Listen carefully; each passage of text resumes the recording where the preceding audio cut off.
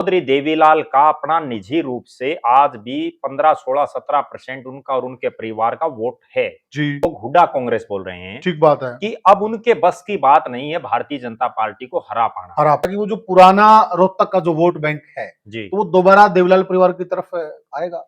दे रही। हुँ, पहली बार ऐसा सुनने को मिल रहा है उस इलाके में, हुँ, चाहे वो अभी बहुत कम संख्या में हो, हुँ, कि हुड्डा साहब के बस की बात नहीं है बीजेपी को हराना। हराना। 87 का दौर था, हुँ, तो उससे पहले चौधरी देवीलाल जो न्याय युद्ध शुरू किया उन्होंने, हुँ, उससे पहले हार थक के अपने घर बैठ गए थे वो। हुँ, और उनको ऐसा हो गया था कि अब राजनीति में दोबारा उभर पाना बड़ा टेढ़ा है। ठीक बात है। उसके बाद यही रोहतक की महम की वो धरती थी, यहाँ हुँ, के वो लोग थे, हुँ, जो उनको सिरसा चौटाला से लाए हुँ, और वहां से ला करके उन्होंने हुँ, रोहतक से उनको जिताया हुँ, और दोबारा से राजनीतिक रूप से उनको ना केवल जिंदा किया बल्कि हरियाणा में उनकी एक तरफा 85 सीटें आई। बिल्कुल। सुनने में ये भी आ रहा है कि वहाँ जी, अंतिम समय में लाठर साहब ने खपों कहने से इलेक्शन को ढीला भी छोड़ दिया। वो मैं राहुल गांधी जैसा नेता हुँ, अमेठी से चुनाव हार चुनाव हार सकता सकता है। है, हुँ, जब चौधरी बंसीलाल भिवानी से चुनाव हार सकते हैं, हुँ, चौधरी देवीलाल ने इतने चुनाव हारे हैं, हुँ, और जब हुँ, 2013 में हुँ, चौधरी ओम प्रकाश चौटाला और अजय सिंह चौटाला को जेल हो गई थी, हुँ, उसके बाद ऐसा लग रहा था कि पार्टी टूट जाएगी, जी, पार्टी खत्म हो जाएगी। खत्म हो जाएगी। उसके बावजूद अभय सिंह चौटाला ने खूब मेहनत करके हुँ, पार्टी को दोबारा से हुँ, जिंदा किया। हुँ, उस दिन अगर चौधरी ओम प्रकाश चौटाला की वो भी एक राजनीतिक भूल मैं मानता हूँ, हुँ, जब मंच पर चौटाला साहब बैठे थे, हुँ, अभय सिंह चौटाला जी बैठे थे, हुँ, और उस समय कुछ जो युवा जोशीले जो हुँ, युवा थे, हुँ, हुँ, उन्होंने दुष्यंत चौटाला भावी सीएम हुँ, आया या सीएम के इस तरह से नारे लगाए। हुँ। नमस्कार साथियों, मैं हूँ आपका होस्ट कुलदीप सिंह पुनिया और मैं लेके चलता हूँ आपको राजनीति की दुनिया।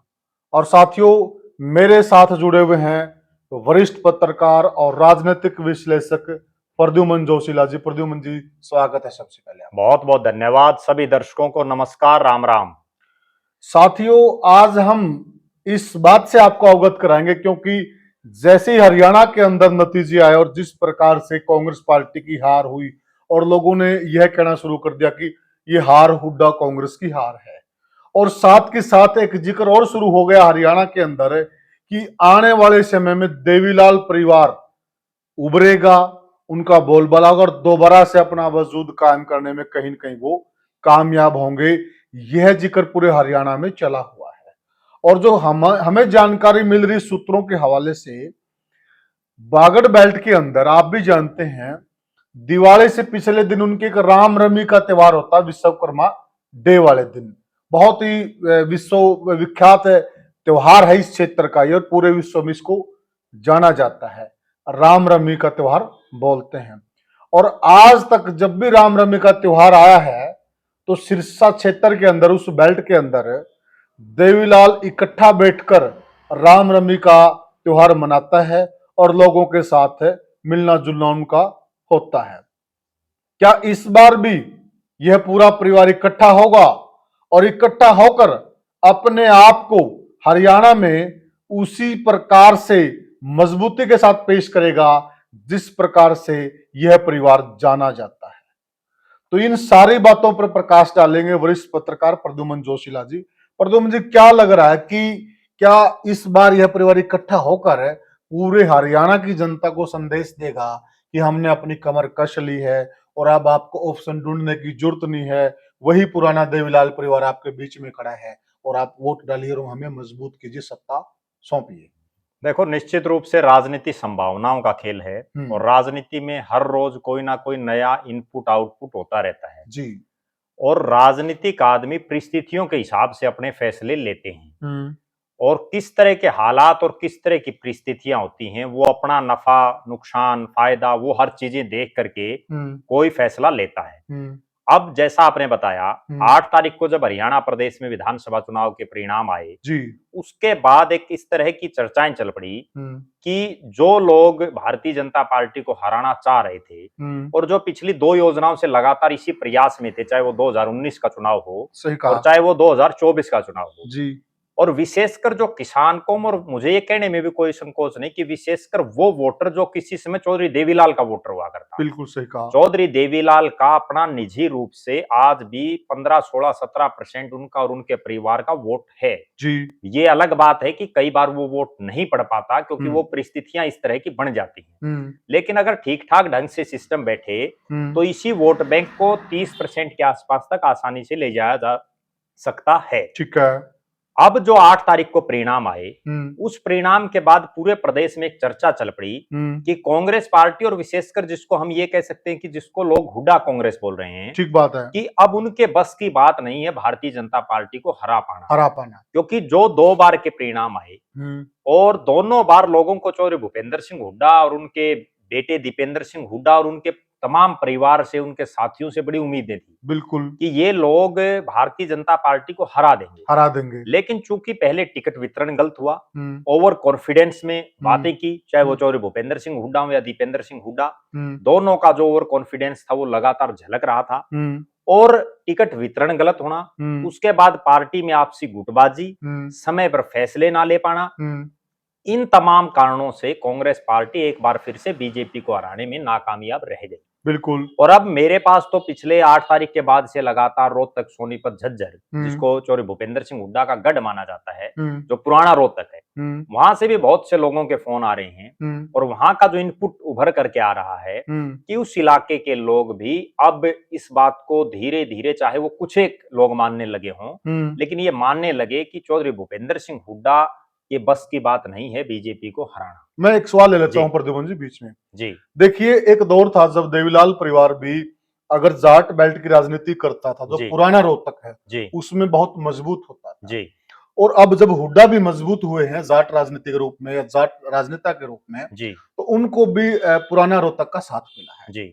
लेकिन अब आप जो कह रहे हैं, जो इस प्रकार की वहां से आवाजें निकल कर आ रही हैं, जी। तो आपको क्या लगता है कि वो जो पुराना रोहतक का जो वोट बैंक है, जी। तो वो दोबारा देवीलाल परिवार की तरफ आएगा? देखो, निश्चित रूप से 2000 से लेके और 2024 तक, पिछले 24 साल जी। में, जब से चौधरी भूपेंद्र सिंह हुड्डा मुख्यमंत्री पद के एक दावेदार के रूप में उभरे, हाँ। वो मुख्यमंत्री रहे, विपक्ष के नेता रहे, प्रदेश कांग्रेस के प्रदेश अध्यक्ष रहे, कांग्रेस विधायक दल के नेता रहे, या किसी भी पद पर रहे, पहली बार ऐसा सुनने को मिल रहा है उस इलाके में, चाहे वो अभी बहुत कम संख्या में हो, कि हुड्डा साहब के बस की बात नहीं है बीजेपी को हराना। तो धीरे धीरे जो एक ज्वाला जो उठती है, वो जो क्रांति का रूप ले लेती है बाद में, वो अब उस पुराने रोहतक में शुरू हो चुकी है। और उसका एक बहुत बड़ा कारण ये है, जो चुनाव परिणाम आए। हम 3 जिले हैं, रोहतक, सोनीपत, झज्जर, जिनका आपने जिक्र किया, उस पर भी मैं भी आऊंगा।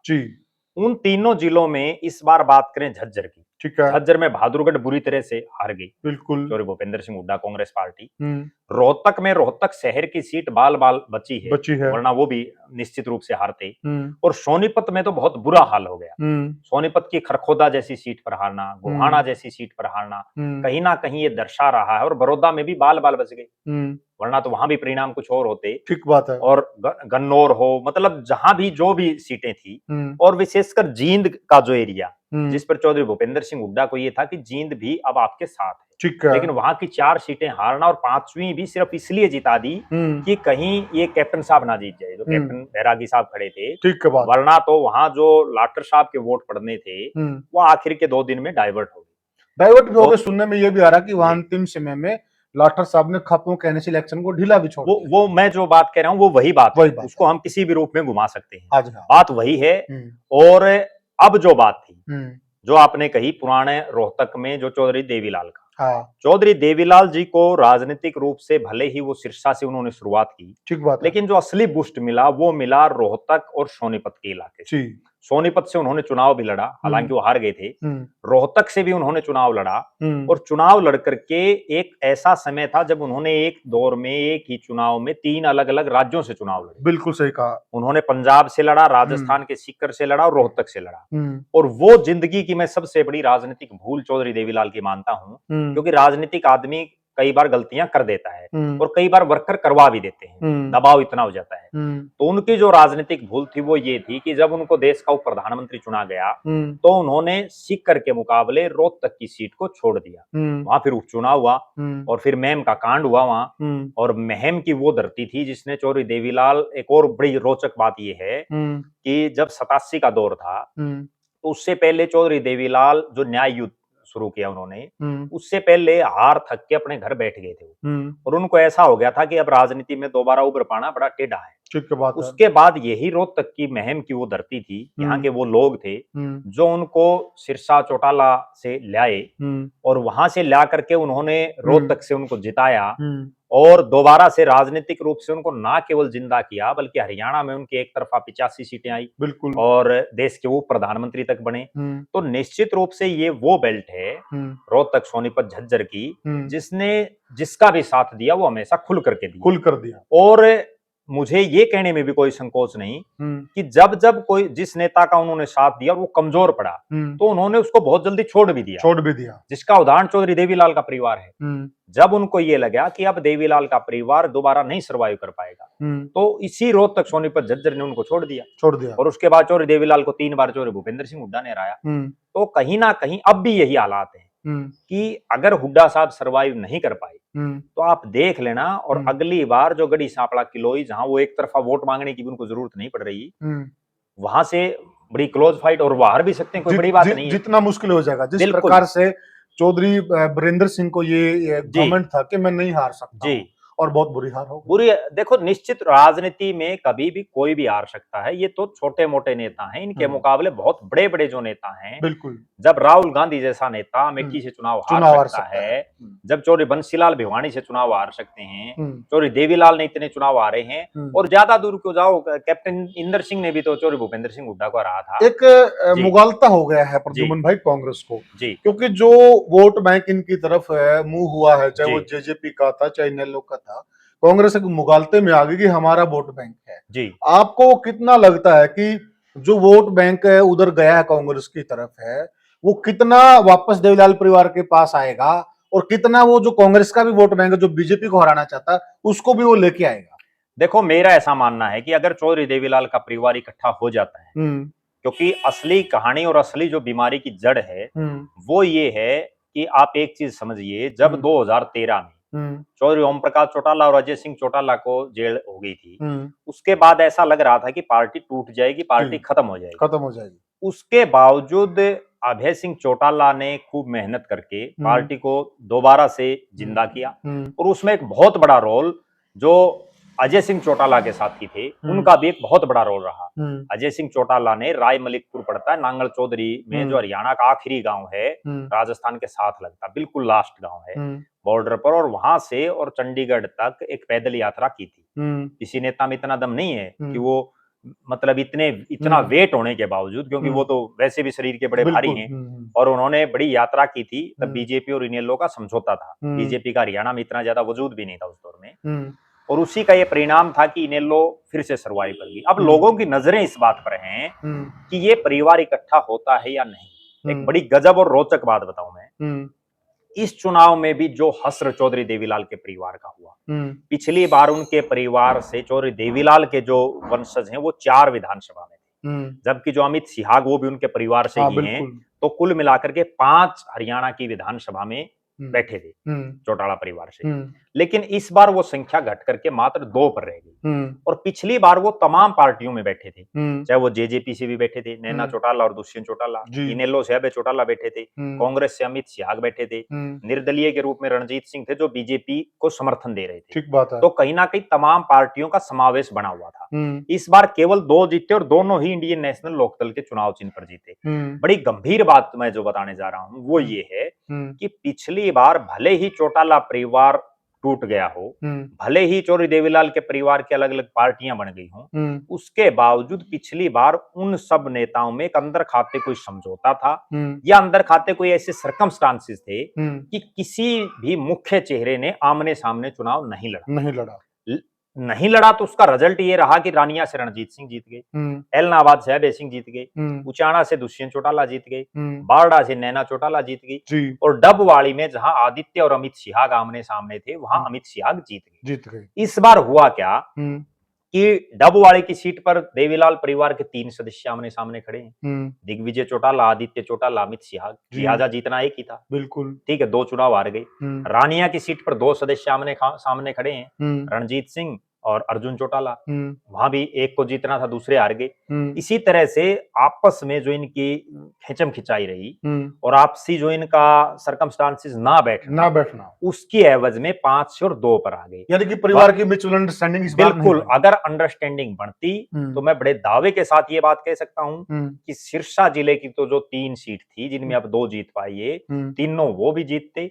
और अगर ये जिस ढंग से, मैंने भी एक सुझाव मेरे दिमाग में था और वो सुझाव भी दिया था मैंने, अगर वो चीज अभय सिंह चौटाला जी मान लेते तो निश्चित रूप से आज जो 2 सीटें आई हैं वो 2 से बढ़ जाती। मैंने उनको एक सुझाव ये दिया था कि हालात और परिस्थितियां ऐसी हैं कि बाडड़ा विधानसभा क्षेत्र ऐसा है जो किसान कौम और जाट बाहुल्य हल्का है। ठीक बात है। अगर आपको प्रदेश का नेता बनना है, अगर आपको प्रदेश में अपनी राजनीति चमकानी है और कुछ करके दिखाना है, क्योंकि नैना चौटाला का वहां 5 साल का कार्यकाल लगभग फेलियर रहा, वो कोई बहुत लंबा चौड़ा कुछ नहीं कर पाई सरकार में होने के बावजूद। आप बारडा से लड़ो, अगर वो बारडा से चुनाव लड़ते तो निश्चित रूप से परिणाम कुछ और ही होते। बिल्कुल। लेकिन समस्या ये है कि वो जो जिगरा है वो जिगरा कई बार नेता नहीं ला पाते जिसकी जरूरत होती है।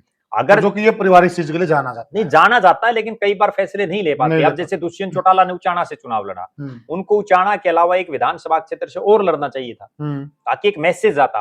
लेकिन कई बार राजनीति में क्या है कि फैसले नहीं लिए जाते और कई बार फैसले लिए हुए भी गलत पड़ जाते।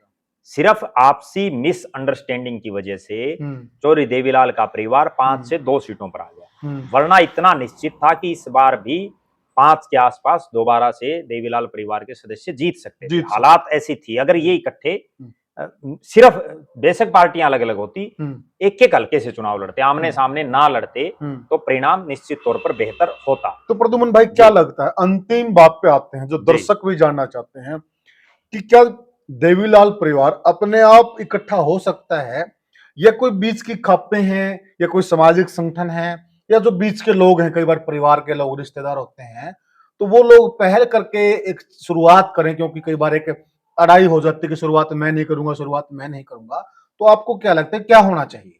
देखो, मेरा ऐसा मानना है कि जब इंडियन नेशनल लोकदल पार्टी ने गोहाना में रैली रखी जहां से ये सारा सिस्टम खराब हुआ, उस दिन अगर चौधरी ओम प्रकाश चौटाला की, वो भी एक राजनीतिक भूल मैं मानता हूं, जब मंच पर चौटाला साहब बैठे थे, अभय सिंह चौटाला जी बैठे थे और उस समय कुछ जो युवा जोशीले जो युवा थे उन्होंने दुष्यंत चौटाला भावी सीएम आया या सीएम के इस तरह से नारे लगाए, और उस दिन मेरा ऐसा मानना है कि अगर चौधरी ओम प्रकाश चौटाला जी अपने विवेक से, क्योंकि वो बहुत ज्यादा राजनीतिक चातुर्य जिनको हम कहते हैं, बहुत ज्यादा कौशल है उनका, अगर एक फैसला ले देते और वो सिर्फ एक बात बोल देते कि आप 46 विधायक जिताओ बेटो और जो आप चाहते हो वो फैसला मैं करूंगा, ठीक बात है, सिर्फ इतना बोलना था, उसी दिन इंडियन नेशनल लोकदल की सरकार बनने के चांसेस हरियाणा प्रदेश में कई गुना ज्यादा बढ़ जाते। लेकिन वो उनकी भूल थी या उनकी कई बार मजबूरियां भी हो जाती हैं राजनीतिक आदमी की, वो तुरंत फैसला नहीं ले पाता। अब जो हालात और परिस्थितियां हैं, उसके बाद मैं भी उस समय बड़ा इस पूरे मामले पर मेरी नजरें थी। चौधरी देवीलाल के परिवार का पूरे भारत में अगर सबसे नजदीकी कोई परिवार है तो वो है स्वर्गीय सरदार प्रकाश सिंह बादल जी का परिवार। बिल्कुल सही कहा। बादल साहब और जो चौधरी देवीलाल जी वो पगड़ी बदल भाई हैं और लगातार हर सुख दुख में, हर परिस्थिति में एक साथ खड़े रहते हैं। सुखबीर सिंह बादल और प्रकाश सिंह बादल जी ने बहुत प्रयास किए दोनों परिवारों को इकट्ठा करने के। चौधरी ओम प्रकाश चौटाला जी की 3 लड़कियां हैं, उन्होंने भी बहुत प्रयास किए, कोशिशें भी की, उसके बावजूद परिवार इकट्ठा इसलिए नहीं हो पाया कि तब मैं जो समझ पा रहा हूं, दुष्यंत चौटाला को भी इस चीज का एक घमंड मैं समझता हूं कि था कि बिना मेहनत किए वो सबसे कम उम्र के हिसाब से सांसद बन गए। ठीक बात है। उसके बाद उनको एक युवाओं का ऐसा टोल मिल गया जो लगातार उनको मुख्यमंत्री बनाने के सपने दिखाता रहा और ऐसे हालात और परिस्थितियां बनी। मेरा निजी रूप से ये मानना है कि दुष्यंत चौटाला तो फिर भी हो सकता है समझौते पर मान जाते, लेकिन दिग्विजय चौटाला और जो श्रीमती नैना चौटाला जी हैं, जो उनकी माता जी हैं, उनका जिस तरह की उनकी वर्डिंग रही, जिस तरह का उनका बोलचाल का रवैया रहा और जिस तरह का उनका उस समय का सिस्टम रहा, उससे कहीं ना कहीं बात बन नहीं पाई। अब भी हालात और परिस्थितियां ये हैं कि इंडियन नेशनल लोकदल के आज 2 विधायक जीते हुए हैं, जबकि जेजेपी एक डबवाली को छोड़ करके वहीं उनको सम्मानजनक वोट मिले हैं, बाकी तो उनको कहीं कुछ नहीं मिला, ज्यादा वोट बैंक नहीं मिला। तो अब हो सकता है दुष्यंत चौटाला, दिग्विजय चौटाला या नैना चौटाला जी, उनका भी दिमाग कहीं ना कहीं ठिकाने होगा, और अगर उनको अपनी राजनीति बचानी है और चौधरी देवीलाल के परिवार का नाम राजनीतिक रूप से जिंदा रखना है, ठीक है, तो अब ये मजबूरी है कि इन सबको, जिसमें मैं चारों परिवार मानता हूं, कि इन चारों परिवारों को इकट्ठा हो जाना चाहिए। और मेरा निजी रूप से भी ये मानना है कि भले ही चौधरी ओम प्रकाश चौटाला इंडियन नेशनल लोकदल के राष्ट्रीय अध्यक्ष हैं, लेकिन वो सक्रिय राजनीति से पूरी तरह से दूर हैं, ठीक बात क्योंकि है। वो अक्सर बीमार रहते हैं और उम्र भी अब उनकी 90-91 साल के हो गए, तो अब उस लिहाज पर नहीं है। अब इस परिवार में जो सबसे बड़े चेहरे बचे हैं वो चौधरी रणजीत सिंह को मैं समझ रहा हूं, क्योंकि वो पहले चौधरी देवीलाल की सरकार में मंत्री रहे, चौधरी ओम प्रकाश चौटाला की सरकार में मंत्री रहे, मनोहर लाल जी की सरकार में मंत्री रहे, नायब सिंह सैनी की सरकार में मंत्री रहे, और चौधरी भूपेंद्र सिंह हुड्डा की सरकार में भी वो प्लानिंग कमीशन के डिप्टी चेयरमैन रहे, तो निश्चित राज्यसभा के सदस्य भी रहे। निश्चित रूप से उनका जो अनुभव है और पूरे हरियाणा प्रदेश में जो उनका एक नाम है, उनको आगे लेकर के कहीं ना कहीं ये परिवार इकट्ठा हो सकता है, क्योंकि आखिरी जो लड़ाई है वो मुख्यमंत्री के पद को लेकर के होनी है, और एक तरफ अभय सिंह चौटाला है और दूसरी तरफ दुष्यंत चौटाला आगे हैं, तो बीच का रास्ता सिर्फ मैं 2 ही विकल्प समझ पा रहा हूं कि बीच का रास्ता 2 ही विकल्पों में बन सकता है, या तो परिवार सामूहिक रूप से चौधरी रणजीत सिंह को आगे करे, ठीक है, या दूसरा विकल्प मैं जो समझ पा रहा हूं वो ये है कि सामूहिक नेतृत्व में चुनाव लड़े, जब 46 विधायक आ जाएं तब आगे मुख्यमंत्री की बात हो कि मुख्यमंत्री कौन बने, विधायकों से रायशुमारी जी। उसके बाद एक अगली बात है वो ये है कि अब इस परिवार में एक नया जो युवा आदित्य देवीलाल, जिसको इंडियन नेशनल लोकदल विधायक दल का नेता भी बना गया, उनमें भी एक नेतृत्व के गुण दिखाई दे रहे हैं। अगर ये परिवार रणजीत सिंह और आदित्य देवीलाल इन दोनों को आगे करके चुनाव लड़े तो निश्चित रूप से परिणाम सुखद भी हो सकते हैं। हाँ, ये कहते हुए भी मुझे कोई संकोच नहीं कि दुष्यंत चौटाला और दिग्विजय चौटाला जैसी मेहनत ऑन ग्राउंड कोई आदमी नहीं कर सकता। दुष्यंत चौटाला ने विपक्ष का सांसद रहते हुए, भले ही वो फ्री फ्राटे में सांसद बन गए, पहले ही दौर में बन गए, लेकिन उसके बावजूद उन्होंने 5 साल लगातार रोड पर संघर्ष किया और उसी का ये परिणाम रहा कि जेजेपी की 10 सीटें आई। और एक बात और मैं कह सकता हूं कि चौधरी देवीलाल का परिवार वास्तव में फाइटर परिवार है। चौधरी देवीलाल का परिवार सड़क पर संघर्ष करना जानता है और विपक्ष की राजनीति को बखूबी कर सकता है। अब वो दौर है और वो समय है, अभय सिंह चौटाला को भी जो उनका बोलने का तरीका है उस तरीके में कहीं ना कहीं नरमाई बरत करके और राजनीतिक रूप से जो उनकी, चूंकि अब अगली पीढ़ी सक्रिय हो गई है, विधानसभा में पहुंच गई है, तो अपने बच्चों का, प्रदेश का भविष्य देखते हुए इकट्ठा होना चाहिए। और उनके पास सबसे सुनहरा अवसर अब जो ये दिवाली से अगला दिन है जिसका आपने जिक्र किया शुरू में, रामनवमी का दिन, ये रामनवमी का दिन राजस्थान और राजस्थान के साथ लगता जो हरियाणा का इलाका है, सिरसा का इलाका या जो बागड़ बेल्ट है, उसमें बहुत बड़े स्तर पर मनाया जाता है। बिल्कुल। और मैंने खुद देखा है कि कुछ समय पहले चौधरी ओम प्रकाश चौटाला का परिवार एक साथ रामनवमी पर बैठता था, उससे पहले चौधरी देवीलाल का परिवार पूरा एक साथ बैठता था, और अब हालात ये हैं कि चौधरी रणजीत सिंह अपनी कोठी पर बैठते हैं, चौधरी ओम प्रकाश चौटाला अपनी फार्म हाउस पर बैठते हैं, दुष्यंत चौटाला, अजय सिंह चौटाला अपनी कोठी पर बैठते हैं, आदित्य देवीलाल अपनी कोठी पर बैठते हैं। तो कहीं ना कहीं ये जो अभी दिवाली से अगला दिन है, विश्वकर्मा डे जिसको हम वैसे बोलते हैं और वैसे रामनवमी का दिन है, उस दिन अगर ये चौधरी देवीलाल का परिवार एक साथ इकट्ठा होकर के चौधरी ओम प्रकाश चौटाला जी से लेकर के और जो छोटे से छोटे सदस्य हैं सब एक साथ बैठें, तो अगले दिन आप देख लेना, अगले दिन भी नहीं उसी दिन देख लेना, हरियाणा प्रदेश में बदलाव की एक नई बयार शुरू हो जाएगी। और जिसको हम ये मानते हैं कि आज चौधरी देवीलाल का परिवार चूक चुका है और वो लाइन से बाहर है, वो एक बार फिर से ना केवल लाइन में आ सकता है बल्कि 2029 का जब विधानसभा का चुनाव आएगा तो हो सकता है परिणाम एक बार फिर से जैसे 2000 के चुनाव में आए उसी तरह से चौधरी देवीलाल के परिवार के पक्ष में आ जाएं। लेकिन उसके लिए अब जो ये दिवाली से अगला दिन है रामनवमी का दिन, इस दिन इस पूरे परिवार को एक साथ इकट्ठा बैठना होगा जी और प्रदेश को एक संदेश देना होगा। जी। तो साथियों, जैसा कि प्रद्युमन भाई ने बताया कि इस परिवार को अगर हरियाणा के अंदर एक बार से फिर सत्ता में काबिज होना है और जो इनका एक परचम पूरे हरियाणा प्रदेश के अंदर लहराता था, वही बयार एक बार हरियाणा में इन्होंने बहानी है, तो कहीं न कहीं अपने अहम का त्याग कर कर सभी परिवार को इकट्ठा होकर रामनवमी के दिन अगर ये इकट्ठे बैठकर रामनवमी लेते हैं तो मेरे हिसाब से इनका राम राज्य उसी दिन से स्टार्ट हो जाएगा, इसमें कोई दो राय नहीं। आप क्या कहते हैं, आपकी क्या राय है साथियों, हमें कमेंट सेक्शन में जरूर बताइएगा और वीडियो को ज्यादा से ज्यादा शेयर कीजिएगा, चैनल को सब्सक्राइब कीजिएगा, लाइक कीजिएगा। तो साथियों, आप आपसे लेते हैं विदा। राम राम।